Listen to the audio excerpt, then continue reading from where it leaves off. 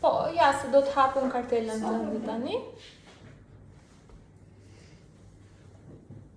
Mbaruan vizitat për sot. Kryesisht kam patur pacient që kishin nevojë për syze dhe afër dhe larg, pra syze progresive.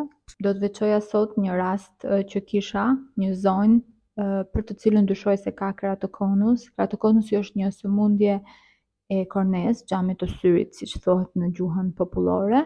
Për të vërtetuar dyshimet e mia, e referova të bëj një topografi korneale. Tani të mbyllim gjitha gjërat.